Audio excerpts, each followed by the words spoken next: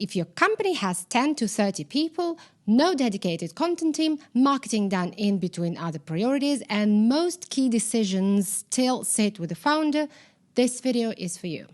Today, I want to look at one simple but very important question that almost always comes at this stage.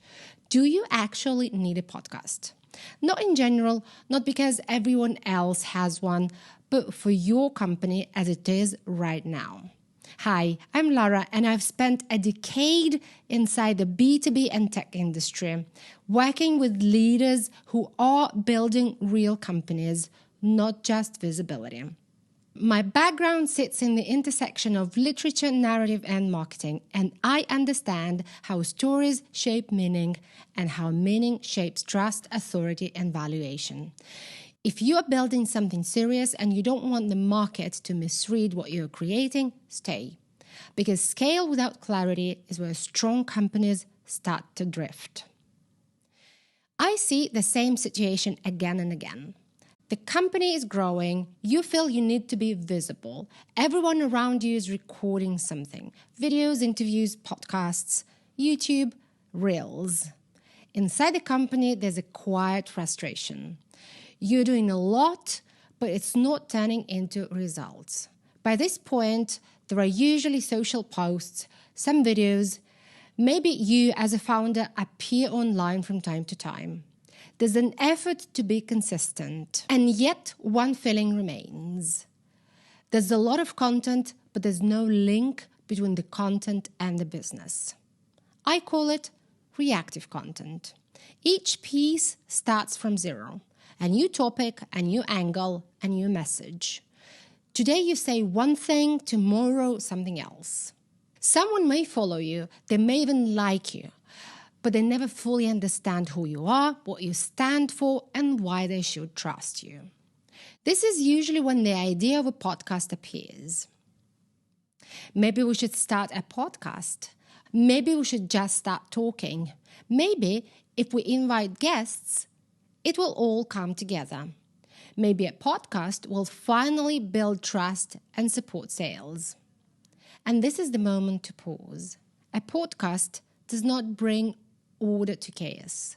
It makes it louder. I often work with companies that launch a podcast because everyone else is doing it. But I have never answered three basic questions. Who are we when we speak? Why are we speaking publicly? What do we want people to walk away understanding? Without clear answers, that podcast becomes a series of conversations.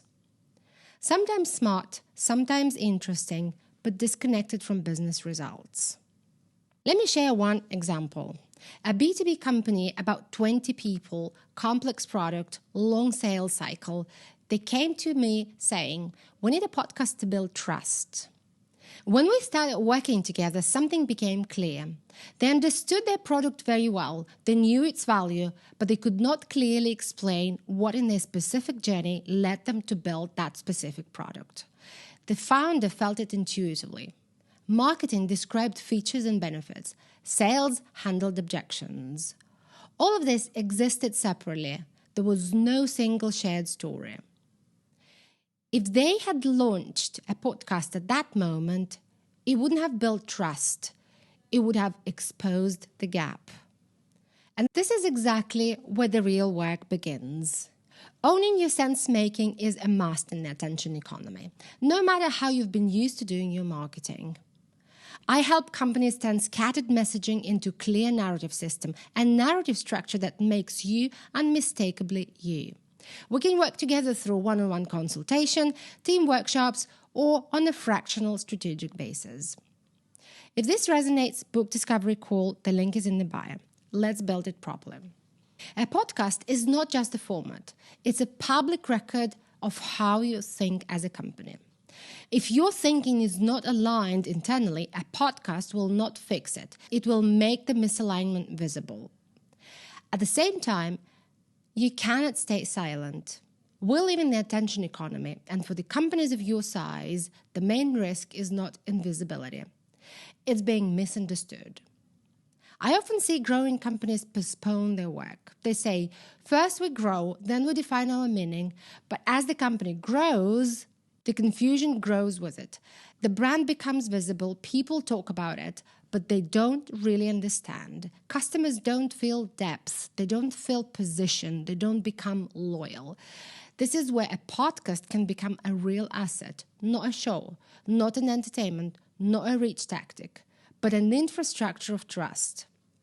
When done well, a podcast turns potential customers into long-term supporters. People start to understand what you stand for. They see how you think, they connect with your values. These customers stay longer, they buy more, and they're willing to pay more because they're choosing not just a product, but a way of thinking. But this works only if the podcast is a conscious decision, not an attempt to do something, but a choice to speak with a clear position. In that case, a podcast brings your fragmented content into one story. So if you recognize your company in this description, the real question is not should we launch a podcast? The real question is, are we ready to clarify what we stand for and speak from it consistently?